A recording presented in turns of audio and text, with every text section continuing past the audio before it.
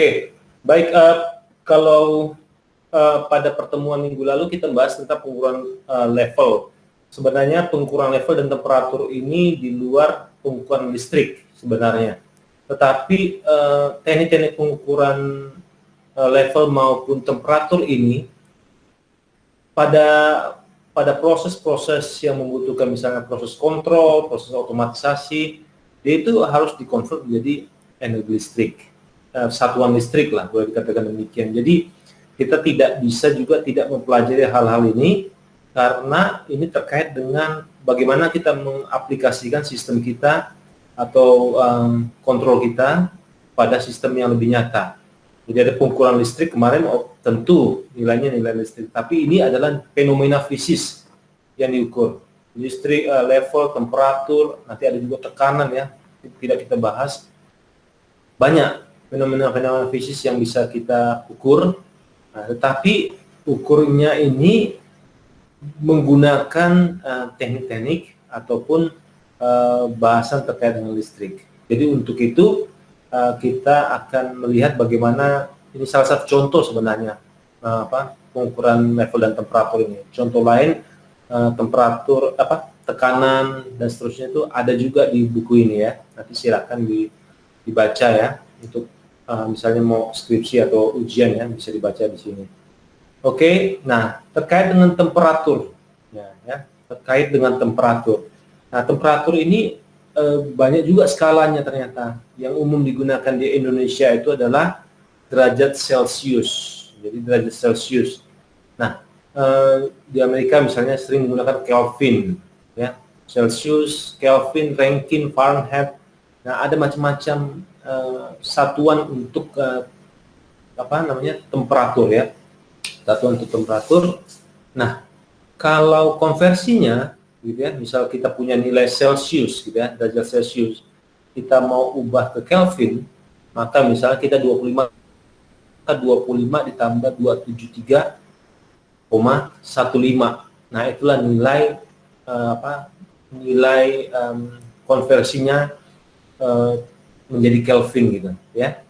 Nah kalau kita mempunyai nilai Fahrenheit tetapi kita mengubahnya ke dalam Celsius ya, misal kita membicarakan daerah mana gitu yang menggunakan satuan Fahrenheit, tetapi kita mau samakan sedangkan kita mau nulis ini pembacanya lebih mengerti tentang dengan Celsius, maka biasanya kita bisa convert itu ya, kita bisa konversikan derajat Fahrenheit ini 5/9 kali derajat Fahrenheit kurang 32 derajat, inilah nilai derajat Celsiusnya begitu ya.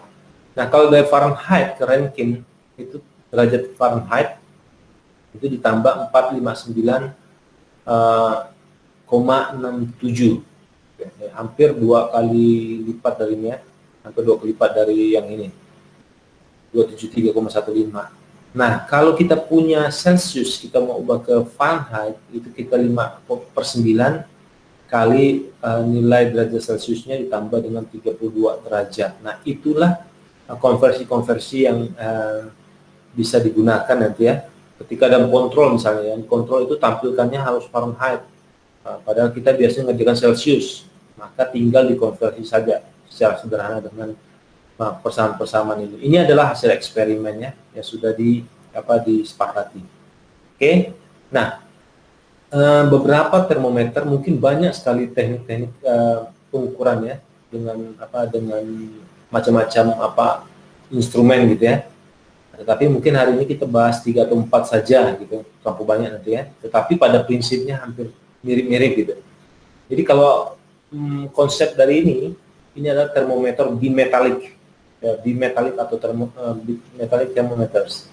Nah, prinsip dari bimetalik ini ya, ketika sebuah strip bimetal gitu ya, itu melengkung dia atau memutar gitu ya, melengkung atau memutar. Ketika ketika terkena perubahan suhu. Jadi kok berubah suhunya itu tuh dia melengkung dia. Nah, ini disebabkan oleh apa? Disebabkan oleh koefisien ekspansi termal yang berbeda dari logam digunakan di dalamnya. Ini kan low expansion coefficient, ini high gitu. Jadi karena mereka berbeda, dia akan entah bagaimana dia akan melengkungkan ini ketika terjadi perubahan suhu. Jadi sensor bimetal ini bekerja dasar pada prinsip bahwa logam yang berbeda itu mengalami ekspansi termal dengan perubahan suhu. Jadi kalau ada logam dengan ini berbeda, ini logam tertentu dengan koefisien ekspansi yang rendah, ini logam tertentu dengan ekspansi yang tinggi. Nah, ketika terjadi perubahan suhu, dia akan mengalami ekspansi termal namanya ya. Ekspansi termal itu menyebabkan ekspansi fisik. Jadi secara fisikal tuh dia akan melengkung. Oke, mungkin lebih jelas ya. Nah, perubahan dalam dimensi linear ya, L ini panjang ini, itu perubahan panjang timbul. Yang diakibatkan apa? Perubahan suhu tadi, atau biasa disebut delta T. Ya, ini kan panjangnya delta T. Kalau kita dapat delta T, kita dapat L sebelumnya, panjang dari ini sebelumnya, nah, nanti terjadi delta L.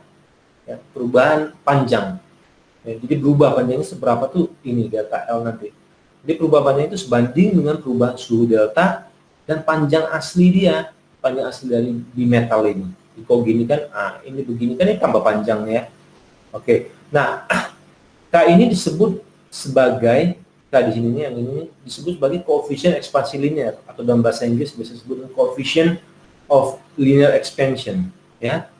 Nah, koefisien ini memiliki nilai berbeda untuk bahan yang berbeda. Jadi kalau bahan aluminium, copper gitu ya, itu beda nilai coefficient linear expansion-nya ya. Nanti kita akan lihatkan pada tabel pada slide berikutnya. Oke. Tabel pada slide yang ini, salinida ini memperlihatkan nilai-nilai yang akan ditentukan secara eksperimen untuk koefisien rata-rata ekspansi linear dari 0 sampai 100 derajat Celcius. Nah, kalau dalam bahasa Indonesia itu slide itu sebenarnya salinida. Ketika sekarang sudah mulai dibiasakan biasa salinida. Kalau error tuh galat gitu ya. Error tuh galat ya. Salinida sama galat gitu. Salinida sama galat gitu ya. Nah, itu galat tuh error sebenarnya. Jadi jangan bingung nanti ketika kadang-kadang sebut salinida, itu bahasa Indonesia yang baku benar sama dengan galat gitu ya. Ya. Nah, ini dia koefisien ekspansi termalnya. Kita lihat material aluminium gitu ya. 25 kali 10 pangkat 6. Ini nanti ditambahkan di sini saja. Tambahkan di kain, nilai kain.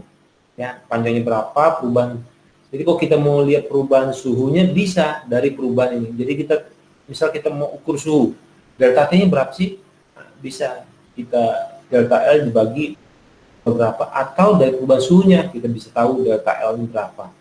Delta L, kalau delta ini biasa perbedaan ya, perbedaan. Jadi penambahan atau itu. Misalnya panjangnya 20 cm misalnya, atau 10 cm atau 5 cm, delta L-nya 1 cm, berarti jadinya 6 cm ya total.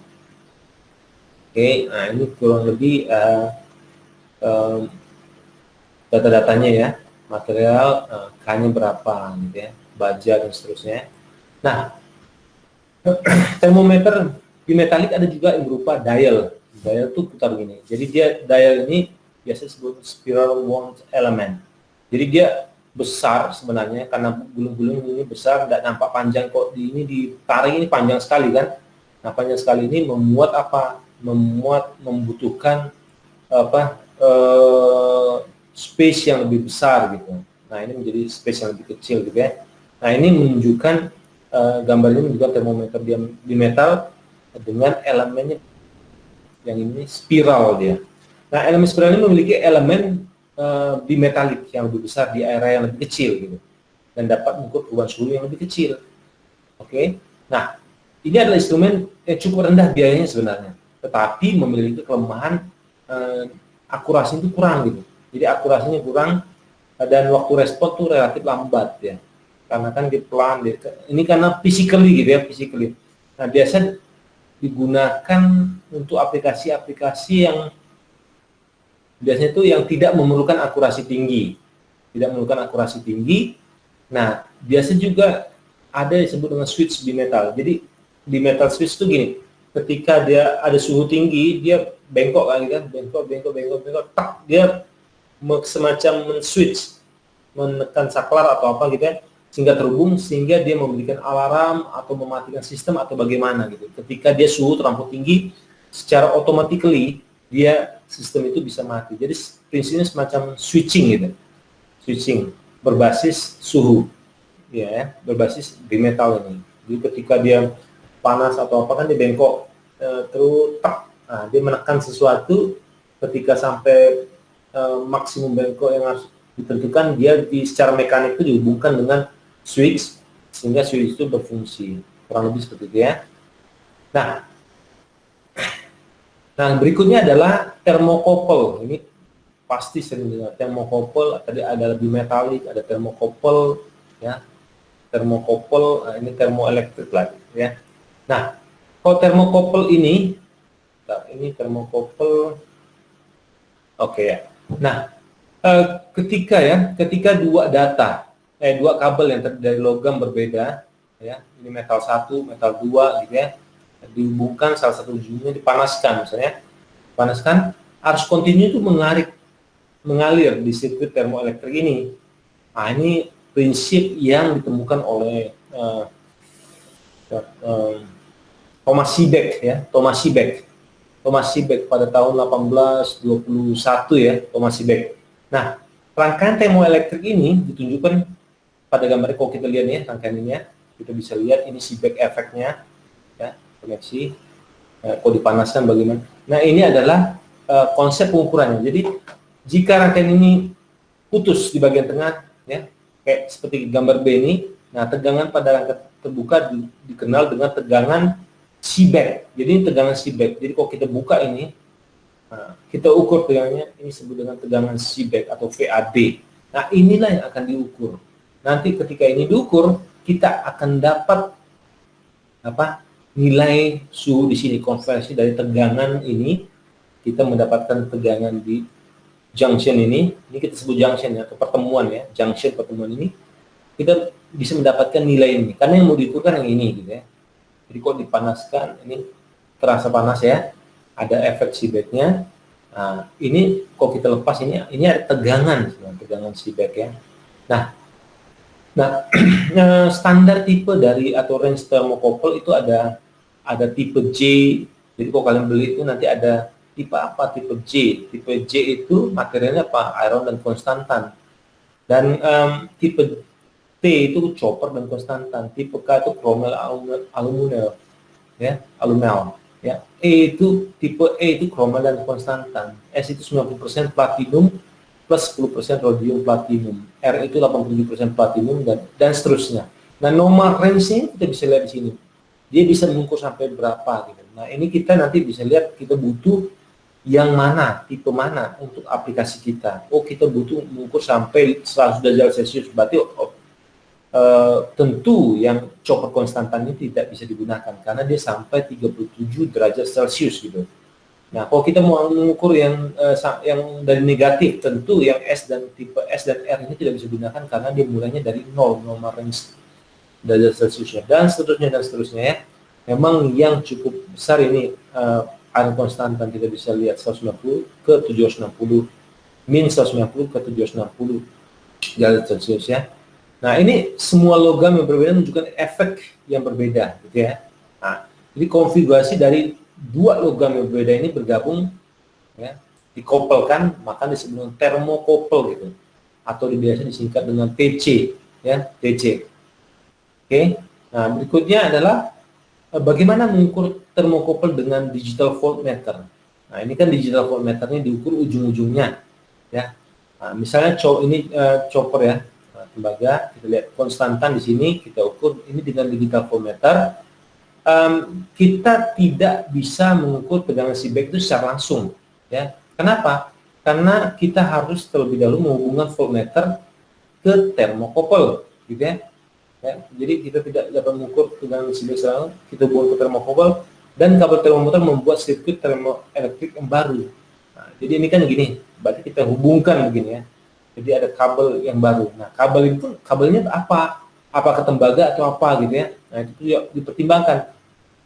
Jadi pertimbangan voltmeter digital ini adalah apa? Di diaphragm ini terhubung melintasi thermocouple konstantan tembaga misalnya. Tipe T tadi ya, tipe T yang di sini. Tipe T. ya. Tipe T. Nah, output tegangan kita bisa lihat nilai tegangannya gitu. Nilai tegangan. Ini ada, kalau J ini sebut junction 1 atau simpul ya, pertemuan dua logam lah ya. Ini dua metal ini J1, ini pertemuan J2, ini sambungan ya. J2, J3. Maka di sini ada V2, V3. Nah, V2-nya kita lihat sini ya. Nah, kita ingin misalnya kita ingin voltmeter itu hanya membaca V1. V1 artinya apa? Tegangan di junction 1.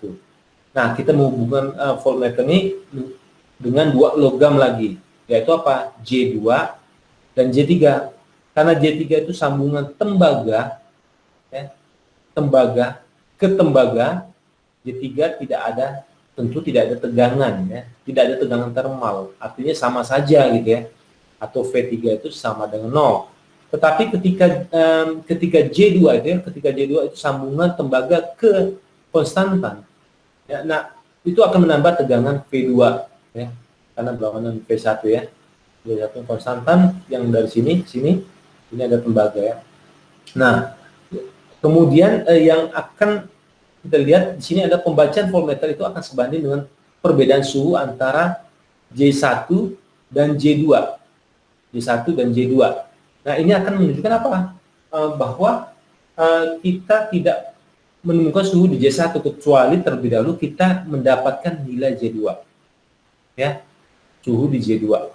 Jadi untuk mendapatkan suhu di J1 di mana ini adalah bagian yang akan kita ukur, maka kita harus pertama-tama menemukan nilai Z2. Ini tidak perlu karena pasti 0. Nah, kita harus menemukan Z2 ya. Kurang lebih seperti itu. Nah, oke. Nah, oke. Salah satu cara untuk menentukan suhu J2 secara fisik itu menempatkan junction ke dalam kayak bakul es gitu ya, bakul es gitu, tempat es lah. Nah, ini ke sini. Di mana es itu biasanya dipakai sebagai standar itu adalah apa? Nilainya adalah 0 derajat Celcius ya, 0 derajat Celcius. Itu menetapkan J sebagai persimpangan referensi ya, seperti kita lihat pada gambar ini. Nah, oke. Nah, karena kedua sambungan terminal voltmeter itu sekarang tembaga ke tembaga ya, maka apa? Maka kita bisa lihat bahwa di sini tidak menghasilkan tegangan di sini, tidak menghasilkan tegangan termal. Nah, pembacaannya V voltmeter sebanding dengan nilai perbedaan suhu antara J1 dan J2. Ya. Nah, jadi ini tidak ada perbedaan ini, tapi tentu yang berbeda dari ini nanti. Ya, ini nanti dikirim ke sini gitu ya. Oke. Nah, kurang lebih seperti kalau rangkaian ekivalen kurang lebih seperti ini. Jadi V2 itu jadi 0. Ya, ini kan tadi 0, V2 jadi 0 derajat Celcius. Jadi kalau nanti perubahan tegangan ada di sini, berarti itu sebenarnya adalah tegangan si J1 gitu. Ya, kalau ternyata ada tegangan di sini, artinya itu adalah tegangan J1. Nanti tegangan itu akan dikonversikan ke dalam suhu, kurang lebih seperti itu ya. Nah, kalau misalnya kalian ke Eropa, pernah ke Eropa itu, dia kalau suhu es itu udah 0. Ya, kalau udah jadi es itu 0. Ibaratnya kalau salju itu turun ketika dia bumi dengan suhu lingkungan tuh 0, maka salju turun kan? Salju turun, nanti kalau udah jadi es itu bisa negatif dia. Tapi sebenarnya ketika 0 itu terjadi salju gitu ya. Titik mana gitu kan, di mana terjadi 0 salju. Kalau dia lebih dingin lagi, salju itu membeku gitu. Makanya kalau nanti sahabat kalian berkesempatan atau yang sudah pernah berkesempatan ke Eropa atau ke daerah yang bersalju, itu ketika salju tuh malah sebenarnya kalau badan kita fit tuh malah enak gitu, tidak takut tebal ya. Nah, tetapi ketika misalnya dia anginnya kenceng gitu ya, kemudian esnya tebal ya, udah salju itu membeku gitu ya. Nah, itu biasanya lebih dingin, jauh lebih dingin gitu. Makanya kita harus siap dengan sepatu dan sebagainya kalau tidak kita bisa sakit karena campur dingin ya.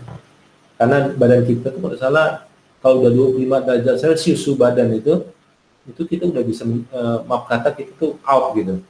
Minimal 30-an suhu badan kita tuh, di dalamnya suhu badan. Nah, kurang lebih seperti itu. Tapi persisnya dokter yang tahu ya. Nah, tapi itulah makanya ice bath ini dipakai untuk menjadi standar 0 derajat Celcius ya. Oke, nah kalau kita lihat ini tegangan V ya, V V1 V2.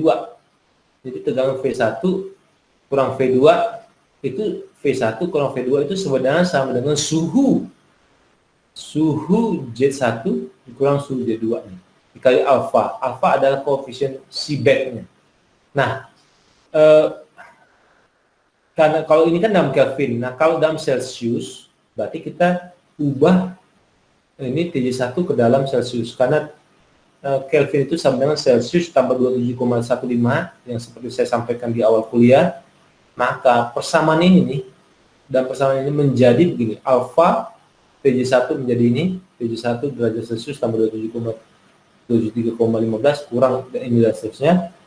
Nah, kemudian ini bisa dikatakan 273 ini kok dibuka ini. Sorry, ini harus tertutup ya sebenarnya. Jadi ini negatif TJ2 negatif 27,15 sebenarnya. Jadi 273 dengan 273 hilang deh. Ini sebenarnya dalam kurung ya. Maka minnya ini jadi min nanti semuanya. Nah, maka ini hilang, tinggal TJ1 kurang TJ2 alfa kali TJ1 kurang TJ2 sama alfa TJ1, karena TJ2 ini 0 ya, 0 itu sudah bikin referensinya, maka 0. Jadi tegangan itu sama alfa kali TJ1 ya. Jadi kalau kita ingin mengetahui suhu, misal kita ingin mengetahui suhu TJ1, kita dapatkan tegangan katakan 2 volt. Jadi tinggal alfa ini kita pindahkan ke sini, 2 volt dibagi alfa, itulah nilai suhunya. Suhu di mana? Suhu di junction 1, di mana sistem yang akan kita ukur ya. Nah, kemudian nah, kita bisa lihat juga sini, ini sambungan-sambungan berikutnya ini, ini mirip tadi ya, 0 derajat Celcius. Ini bisa kita bikin dia blok J junction ini, pertemuan ini, junction ini hubungan dua kabel ya, dua metal itu. Kita bisa pakai Fe ya, besi misalnya, besi tadi kan ini tembaga ya, besi tembaga. Nah, ini kita bisa masukkan dia dalam bentuk ini, bisa gitu ya, bisa. Nah, dari sini kita bisa juga buat blok isotermal ya, isotermal itu di sini nih, J2 J3, di mana ini ketika kabel yang kita gunakan ini pertemuan dengan kabel lain pada saat pengukuran. Ini kabel tembaga, ini kabel lain saat kita melakukan pengukuran dan seterusnya ya. Nah, ini dipisahkan, ini jadi satu blok nanti. Nah, jadi satu blok seperti ini, one isothermal. Ini jadi begini ya, V2 junction 2. Nah, kita ubah kurang lebih rangkaian ekuivalennya kurang lebih seperti ini. Ya. Ini. Oke. Nah, berikutnya ada konsep bahwa ketika metal A, metal B, metal C itu sama dengan metal A, metal C sebenarnya junctionnya ya. Kalau kita ukur suhu di sana, yang tiga ini sebenarnya itu sama saja dengan junction metal A, metal C sebenarnya. Ini konsep standar basicnya ya. Maka kita bisa katakan bahwa yang tadi ini, kita bisa katakan bahwa ini sama dengan seperti ini. Kurang lebih seperti itu ya. Oke. Nah, kemudian rangkaian standar termokouple adalah seperti ini. Rangkaian standar termokouple adalah sini, kita masukkan ini multimeter ya, digital voltmeter untuk tegangannya. Kemudian apa? Kemudian junctionnya ini kita ukur tahanannya. Jadi ukur RT ini untuk mendapatkan T referensinya. T referensinya berapa gitu ya? T referensinya berapa? Nah, konversi T referensinya ke tegangan junction referensi ekuivalen dengan tegangan referensinya. Nah, kalau kita dapatkan nilai F-nya misal 20, tegangan katakanlah 6 volt, tegangan referensinya 2 volt, berarti 6 kurang 2. Jadi sebenarnya V1-nya adalah 4 volt gitu. Nah, jadi tegangan ini adalah tegangan dari V ini dikurangi tegangan referensi. Kita baru dapat tegangan ini, ya. Jadi konversi nanti tegangan kita dapat misalnya 4 volt, nanti konversilah dapat 4 volt ini berapa suhunya berarti. Jadi 4 volt tadi dibagi dengan alfa sama dengan J1. Nah, J1-nya dapat berapa? Misal alfa atau koefisien sebaiknya sekian, maka kita dapatkan suhu J1 ya. Oke. Nah, berikutnya adalah RTD atau resistance temperature detector ya. Nah, tipikal bentuk RTD kurang lebih seperti ini, juga adalah bentuknya langsung berbentuk resistance yang kita dapatkan nilai ohmnya ya, nilai ohmnya. Nah, kayak pengukuran cahaya gitu kan, kita dapatkan ohmnya. Nanti gunakannya gimana Pak? Tinggal membagi tegangan aja gitu ya. Jadi kok kalau dia naik atau berubah di tahanan ini, artinya apa? Tegangannya berubah. Tegangan ini misal masuk ke mikrokontroler. Mikrokontroler dia mengolah nanti. Nah, tegangan ini diartikan sebagai apa? Misalnya tegangan 3 volt. Ini apa? Oh, berarti suhunya berapa? 40 derajat misalnya. Itu nanti konsep konversinya harus ada gitu ya. Ini tipikal bentuk RTD. TRD yang lebih modern adalah bentuk metafilm RTD. Kurang lebih seperti ini. Ya. Seperti ini. Nah, rangkaian RTD, rangkaian jembatan, ya, ini biasa metode yang paling umum tuh dengan rangkaian jembatan Wheatstone biasanya. Nah, ini kalau kita kan udah pelajari jembatan Wheatstone sebelumnya. Nah, gambar ini kan kalau kita lihat itu menunjukkan pengaturan untuk dua kawat dalam RTD, 1A dan B ya. Jadi arus ekstraksi listrik dilewatkan melalui jembatan ini itu, dan tegangan keluar RTD dan jembatan merupakan indikasi terjadinya adanya resistansi pada RTD ya. Jadi kalau ada berubah itu berarti ada perubahan pada resistor ini. Perubahan resistor ini sebab apa? Disebabkan perubahan dari suhu. Oke, rangkaian ini menggunakan sumber daya ekstasi yang stabil. 3 resistor presisi R1, R2, R3 ini itu kita letakkan di sini untuk mendapatkan tingkat akurasi yang tinggi ya. Oke, berikutnya RTD itu umum diletakkan pada sistem proses gitu. Misalnya pemipaan, gitu ya, pemipaan, sirkuit pengukuran, dan dapat tempatkan ratusan kaki dari ruang kontrol pabrik biasanya ya, pabriknya lumayan jauh bisa. Nah, jarak kabel dari RTD ke sirkuit itu jembatan Wheatstone itu panjang bisa menyebabkan apa ya? Menyebabkan error yang signifikan gitu. Kalau makin panjang sensornya ke jembatan itu makin panjang, itu bisa menyebabkan error ya, puluhan ohm atau apa gitu ya, tergantung panjangnya. Nah, kemudian maka resistansi yang kecil sudah menyebabkan kesalahan. Misalnya kabel 10 ohm pada RTD dipasang pada lapangan menyalakan 10 dibagi 0,3 ohm per derajat Celcius. Artinya apa? Artinya terdapat 26 derajat Celcius errornya dan pengukuran. Itu kan tidak bagus ya.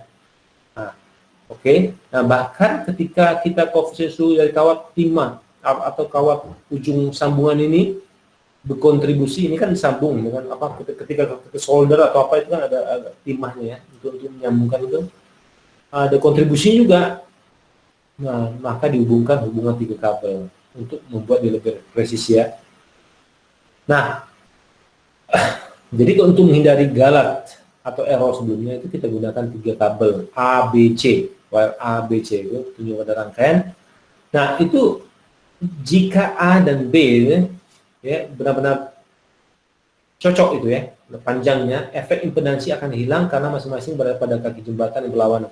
Nah, kawat ketiga C ini bertindak sebagai ujung sensor sebenarnya. Bertindak sebagai ujung sensor yang membawa arus yang sangat kecil dan kisaran mikroampere ke sini. Sehingga berubahnya itu ini. Ya. Oke. Nah, kemudian 4 kabel. 4 kabel itu lebih presisi lagi, hanya menambahkan sedikit tools ya. Tetapi apa yang terjadi, tingkat presisinya lebih tinggi, 1, 2, 3, 4 ya. Dengan menambahkan 1 kabel, tingkat presisi lebih tinggi untuk pengukuran RTD. Nah, ini harga kecil yang harus dibayar, tapi kita mendapatkan apa? Akurasi pengukuran suhu yang sangat tinggi. Kemudian terakhir adalah apa? Termistor. Nah, termistornya sering, misalnya kalian beli chipnya, termistor ini prinsip kerja termistor ini mirip RTD sebenarnya. Jadi prinsipnya itu resistansi. Jadi kalau kalian beli resistor kecil, nah itu biasanya tinggal kalian pasang ke komponen, itu resistornya kan. bentuk langsung ada di dalam itu terbuat dari bahan apa. Kalau ini resistor ini dia kan fix biasanya kan. Kalau mau tidak fix biasanya resistor itu kita gunakan potensiometer, apakah rotari maupun linear ya, translasi. Tapi kalau yang model-model untuk pengukuran di lapangan itu fenomena fisik itu diubah secara proporsional menjadi perubahan tahanan misalnya. Jadi kok berubah suhunya, berubahlah tahanannya. Kalau berubah cahaya, tingkat pencahayaannya berarti berubahlah tahanannya. Nah, prinsip kerjanya sama tadi dengan RTD ya, termistor. Oke. Nah, ini perbandingan temperaturnya. Kalau tegangan tinggi, temperatur rendah itu tegangan tinggi. Temperatur makin naik itu dia tegangan atau resistansinya rendah. Kenapa resistansi atau tegangan? Karena memang ini bisa berbanding lurus VI kali R. Jadi kalau tahanannya naik, ya, berarti apa? Berarti tegangan juga naik ketika arusnya sama ya. Oke.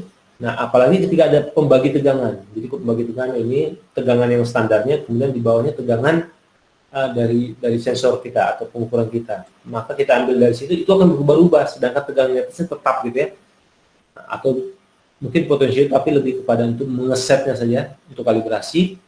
Nah, maka perubahan itu menyebabkan perubahan tegangan, pembagi tegangannya. Ini termistor bentuk RTD kurang lebih seperti ini. RTD ini cantik nih, linear sekali RTD-nya. Kemudian ini ada termokopel. Ya. Oke, baik, itu terkait dengan kuliah kita. Mungkin ada pertanyaan?